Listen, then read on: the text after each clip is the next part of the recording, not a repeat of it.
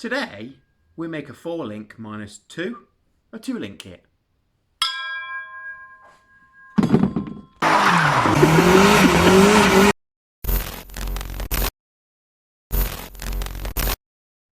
So, with the Panhard rod being a success, I thought, right, might as well just continue doing the upgrades, and I promised I was going to be doing upgrades this winter on this car. It needs it, and because of the new project, I still haven't found one, still not turning up, and just, I thought, you know what, I'm throwing all my might into that, and it deserves it, it does deserve it. So, with the Panhard rod done, I thought, we might as well make a 4-link kit.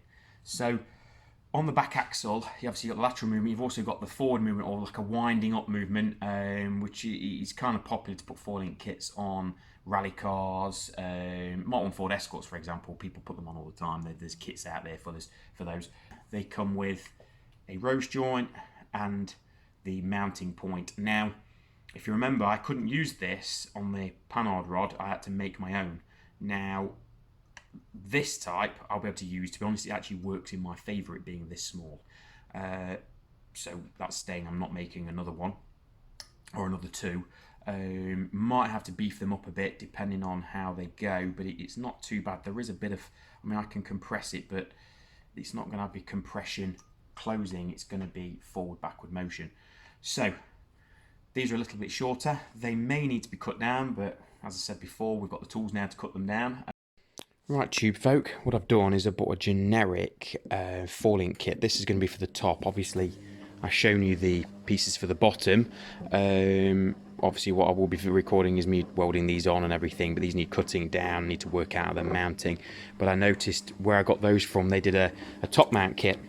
Obviously not for this type of vehicle, but that doesn't mean that we can't fabricate these. Now, I reckon if cut those off, I can actually use those parts for mounting to the body.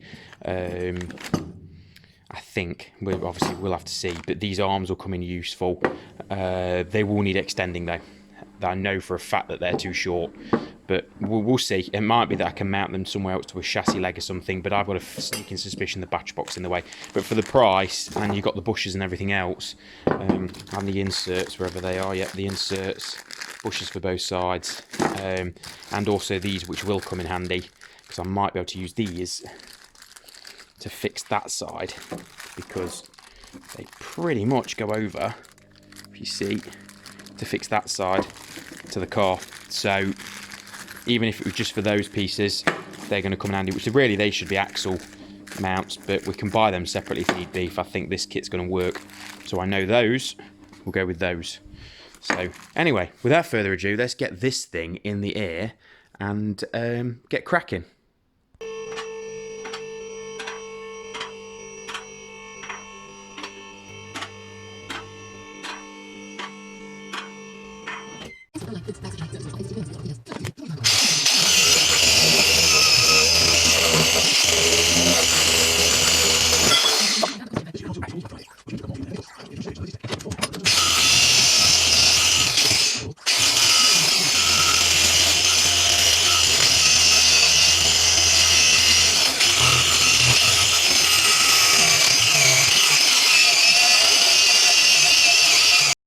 Here's one we did earlier.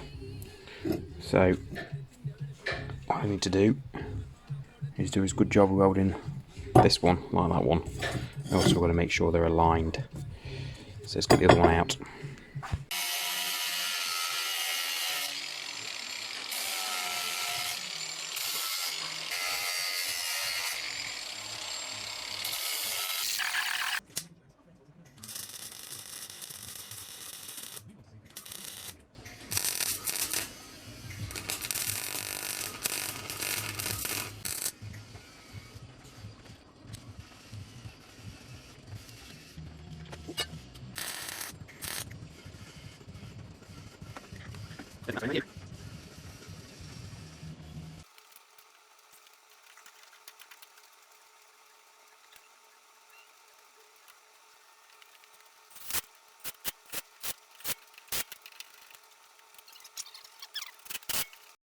Okay, one lower anti-tramp bar,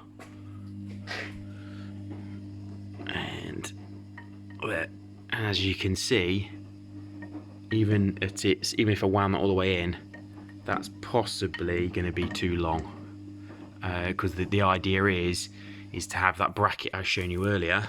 I'll tell you what, I'll go and get it. I'll just put some long bolt on there, a little long hardware, but as you can see, that ideally will have a mounting plate that drops down and puts this bar sort of, let's just see it, puts it there like that, and then I'll put a bracing panel that goes from there to the body, but it uses the top mounting section as well, and then it will bolt in, because obviously they're in line anyway because it's the spring. So that's you kind of get the idea. Okay, as I was showing you before, you kind of get the gist of what I'm doing. That was probably a bit better. Try and move the camera back.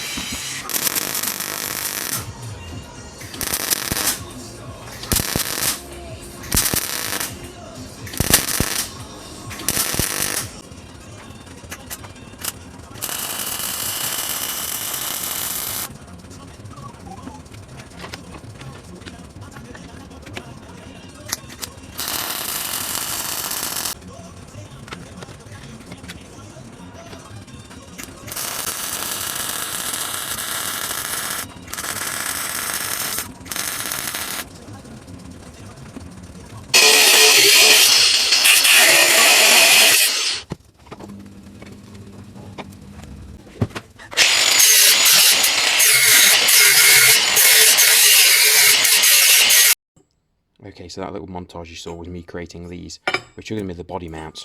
So I will show you on the vehicle. So the rear stabilizer bar or anti-tramp bar goes down. These will be mounting up here. Now, oh, wrong way around, Nathan. Now I know what you're going to say. Well, that's not the right way around because this is going to move. Yeah, you're exactly right. That will move if I don't do anything about it. That'll have, and it just negates the point of having all this. There will be an area coming down here, all this will be cleaned up, and sort of A-bars coming down, and it'll be bolted into the floor as well, so it can't push like that. So that's what we're going to get onto today. What I'm going to do is bolt this up to the vehicle. I'm probably going to have to undo that little shackle to get this over, but we'll give it a go if I can do it without. Then pull the welder over, weld the plate in there, and then get it ready for sort of channeling and make it strong. But that thing is beefed up, so these will not break.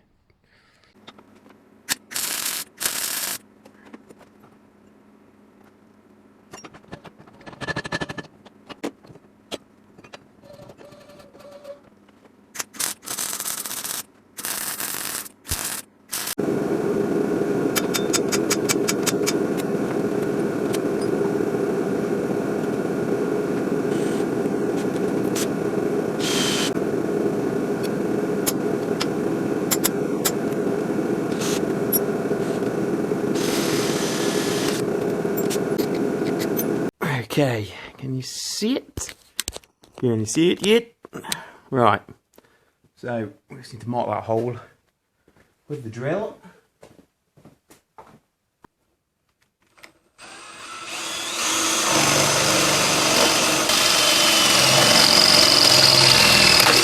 It's the betting I'm going to weld.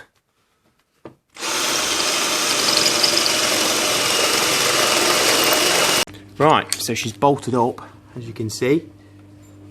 Obviously I need to grind the welds down and everything to make it look pretty and paint it, and the hole is drilled. So what I need to do is I'll just try and nut and bolt through that section. I'll just push one through, and then we can get back onto the main stabilizer bar or the main anti-tramp bar. There we go, so I've cut the bar down. Let's go underneath. Check that out. Oh, well chuffed with that. That's come out fantastic. So obviously I need to beefing it up, and everything else needs to be fitted, but at least the general gist, obviously that needs to be aligned. Brilliant. Loving it. Right, just got to get back onto the other side, so I'll see you in a bit and we'll get the other side sorted. Okay guys, so I'm laying on the floor, something I didn't want to do after I had the lift. But anyway, what I thought I'd do now is, before closing the video off, is sort of show the range of movement. There's no point in me painting the brackets or anything yet, because I might as well do it when the axle and everything is off. I still need to finish the welds, but again, that's, you've seen me welding anyway, so it doesn't really matter me recording that. But let's do the range of movement, and that'll be the close of this video.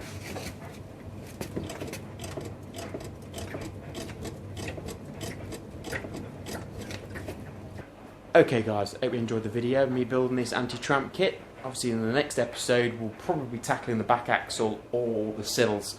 I haven't sort of made my mind up yet. Obviously I will finish off doing the welds on those anti-tramp bars, and then I'll make a decision on what part I'm going to do. It's probably going to be the back axle, because I've just heard that my springs and everything are going to be delivered imminently, so that back axle can kind of be nice and done, and then I can start on the dirty welding work again.